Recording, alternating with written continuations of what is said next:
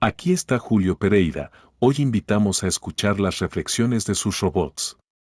Lapsus es un espacio de difusión y cuestionamiento. Julio Pereira cree en la potencia del error para crear y así dialoga con la inteligencia artificial, siempre dejando lugar a la duda. Los campos de interés de Julio son múltiples, pero de alguna forma siempre vinculados a la cultura en el sentido amplio, tan amplio que a veces incluyen la tecnología. Cosa que Julio entiende es clave, tanto tecnología como economía caminan juntas con la cultura en un proceso de evolución de la especie. Hoy estaremos analizando los hábitats de pequeñas dimensiones, cuál es su sentido, nos enfocaremos en un caso particular, el cabanon de Le Corbusier. Bienvenidos y bienvenidas a este espacio de reflexión.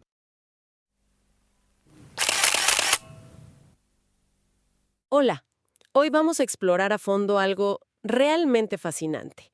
Una cabañita, una mínima cabaña en la Riviera Francesa que, sin embargo, contiene ideas enormes.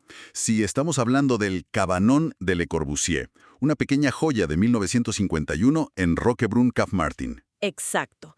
Y para entenderla, hemos revisado material de la Fundación Le Corbusier, también del sitio Cap Moderne y del portal de Patrimonio Mundial de la UNESCO sobre Le Corbusier. Información muy completa, la verdad. Nuestra idea hoy es desentrañar qué hace tan especial, tan perdurable a este espacio tan chiquito. Un espacio que desafía muchas nociones preconcebidas. Totalmente. Para empezar, fíjate cómo lo describía el propio Le Corbusier, esto es genial.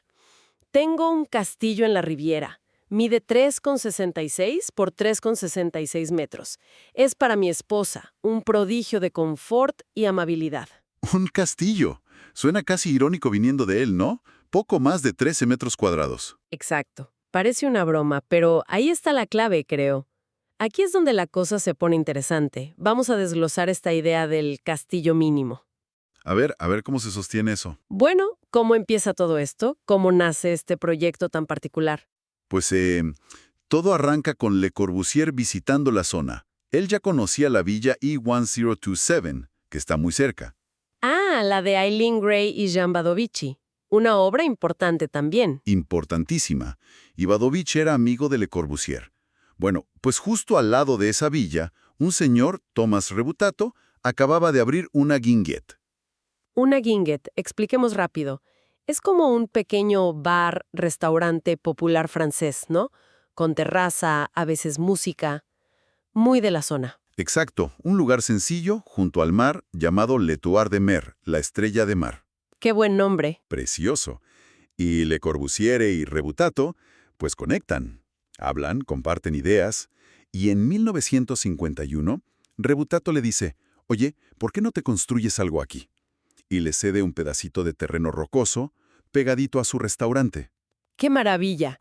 Imagino esa conversación, ahí, frente al Mediterráneo. Constrúyete tu castillo aquí al lado de mi bar. Algo así debió ser. Y es clave entender el lugar, como decías, el Mediterráneo. Le Corbusier era suizo, pero estaba enamorado de esta costa. ¿Qué le atraía tanto? Todo. La luz, por supuesto. Esa luz tan especial. El paisaje. Pero también la historia. Las civilizaciones antiguas que florecieron allí. Y sobre todo, la arquitectura popular, la vernácula. Ajá, las casas sencillas, adaptadas al clima, a los materiales locales. Justo. Él veía ahí una sabiduría constructiva, una esencia. Y el cabañón, con ese aire tan humilde por fuera, bebe directamente de esa fascinación por lo básico, lo autóctono. Entiendo, no era un sitio cualquiera para él. Para nada. Roquebrune se convirtió en su refugio de verano. Y bueno, también tiene esa carga emotiva porque es donde falleció, ¿no? En 1965, nadando en el mar, justo debajo del Cabanó. Sus restos descansan allí, en el cementerio del pueblo. ¡Qué historia! Y la construcción misma, también tiene su particularidad. No fue como construir una casa normal. No para nada. Le Corbusier le encargó el trabajo a un carpintero corso, Charles Barberis. Y aquí viene lo interesante. A ver. La cabaña se prefabricó, las partes principales de madera se hicieron en Ajaccio, en Córcega. ¿En Córcega? O sea, hicieron las piezas allá y las llevaron en barco. Exacto. Y luego en Roquebrún las ensamblaron en el sitio en poquísimos días, casi como un juego de Mecano o un mueble de estos de paquete plano, pero a lo grande. Increíble. Eso ya dice mucho del enfoque. Y por fuera, ¿cómo quedó? Porque las fotos muestran algo muy rústico. Engañosamente rústico, diría yo. Tablones de madera de pino, así sin tratar casi. Luego le pusieron un revestimiento de corteza de pino para que se camuflara mejor con los árboles.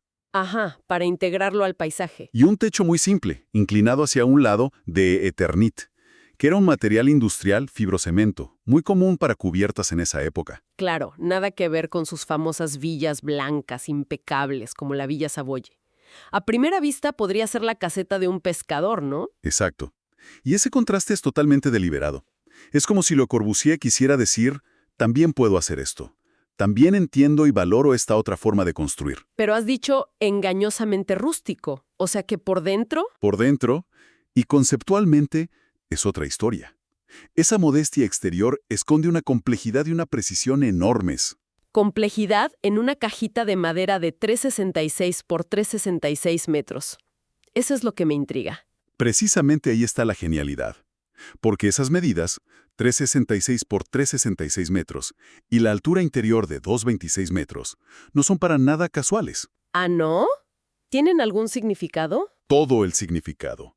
Son la aplicación directa, rigurosa, de su famoso modulor. El modulor, su sistema de proporciones basado en la figura humana, ¿verdad? Exacto. Él lo había publicado justo un año antes, en 1950. Era su intento de crear un sistema de medidas armónicas basado en la escala humana de un hombre, de 1,83 metros con el brazo levantado, y la sección áurea, para diseñar espacios que fueran bellos y funcionales a la vez. O sea, una especie de regla matemática para la arquitectura. Algo así, una herramienta para garantizar la proporción, la ergonomía. Y el cabanón es, digamos, el módulor aplicado a la mínima expresión. Entiendo. Entonces, el cabanón no era simplemente pequeño porque sí, era precisamente pequeño. Era Le Corbusier poniendo a prueba su propia teoría en el espacio más reducido posible. Exactamente. Era como un manifiesto construido, la culminación de años, décadas, de reflexionar sobre el hábitat mínimo, la célula de vivienda esencial. La pregunta eterna del arquitecto moderno. ¿Cuál es el espacio mínimo que necesitamos para vivir bien? Esa misma. ¿Y cómo lo diseñamos para que sea racional, funcional, pero también humano? El cabanón es su respuesta más personal, más radical quizás, a esa pregunta. Se convierte entonces en un arquetipo, ¿no? De esa célula mínima. Una idea clave para el movimiento moderno, pensando en la vivienda social, la eficiencia. Totalmente.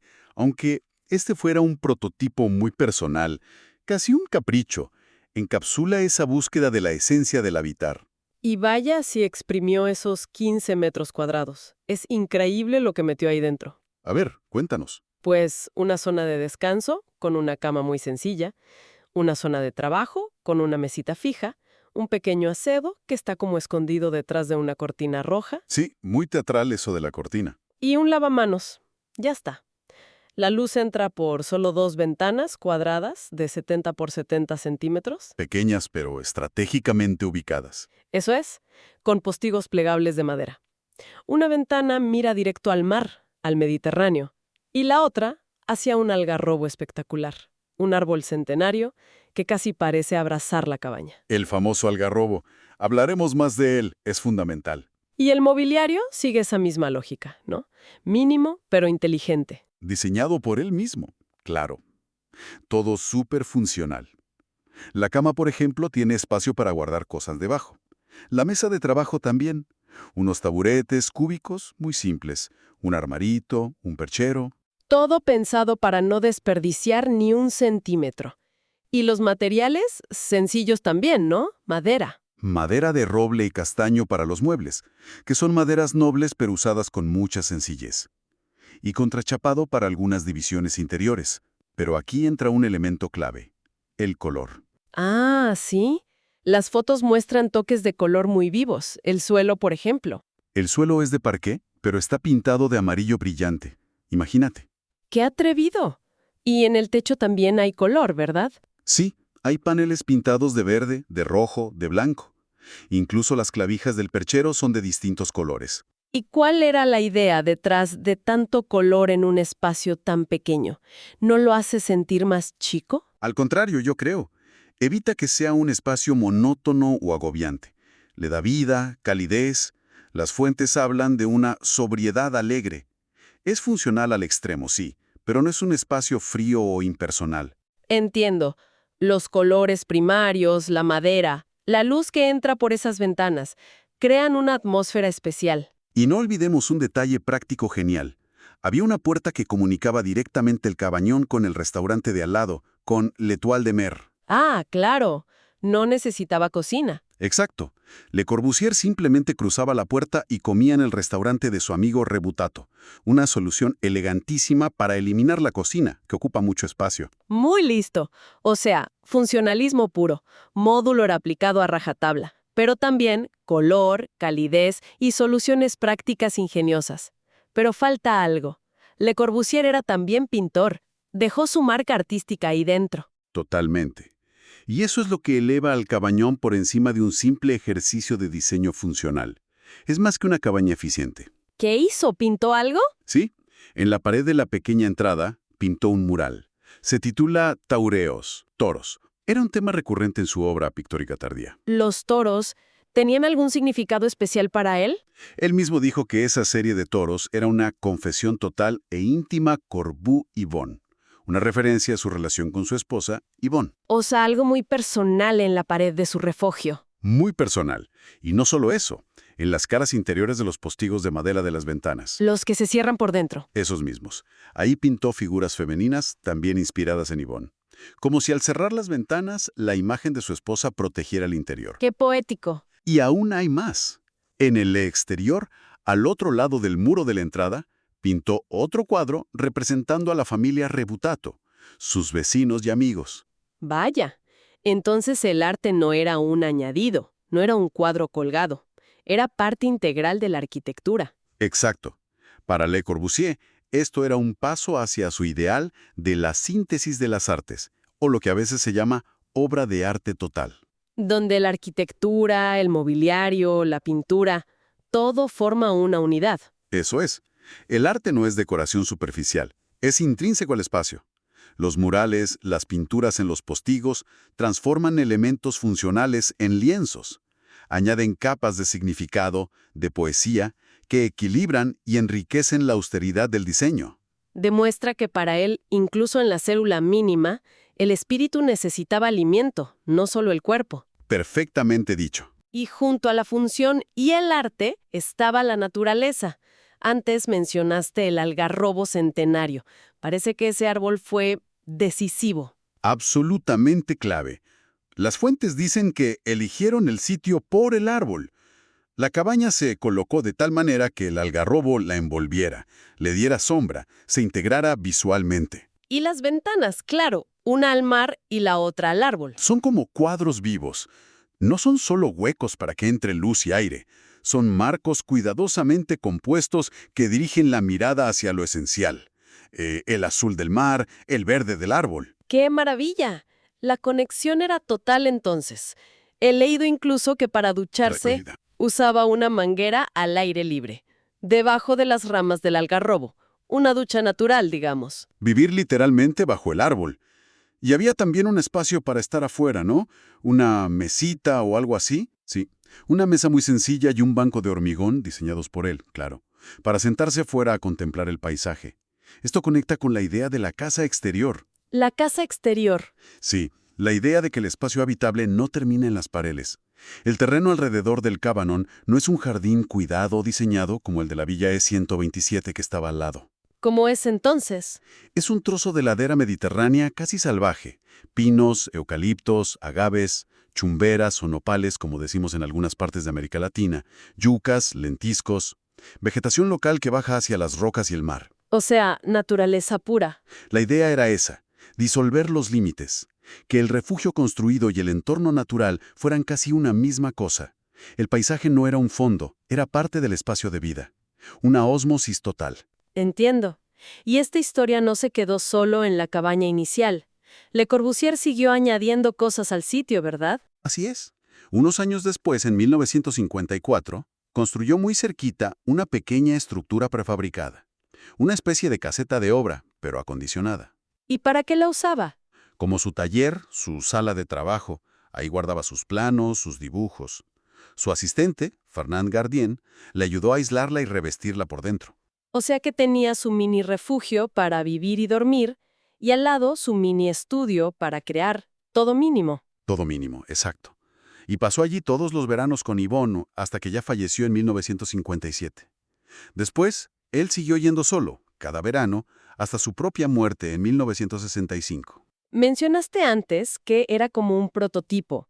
¿Llegó a pensar en serio en producirlo en serie, como un cabanón para todos? Pues parece que sí. Hay cartas, correspondencia entre Le Corbusier y el carpintero, Barberis, donde hablan de esa posibilidad. De fabricarlo en masa. Sí, de producir el cabanón en serie. Exploraron opciones, quizás en madera, quizás incluso en metal. Lo veían como un modelo que se podía replicar. ¿Para qué?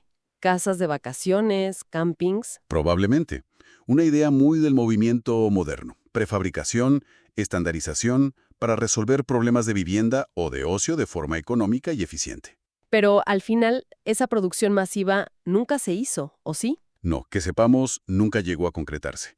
Se quedó en un prototipo único. Y entonces, ¿por qué sigue siendo tan importante, tan influyente, si no se replicó? Porque aunque no se construyeran miles de cabanons, el concepto fue potentísimo. Se convirtió en un manifiesto construido.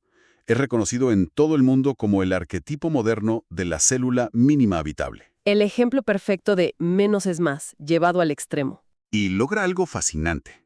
Conecta ese racionalismo moderno o funcionalista con algo mucho más antiguo, casi mítico.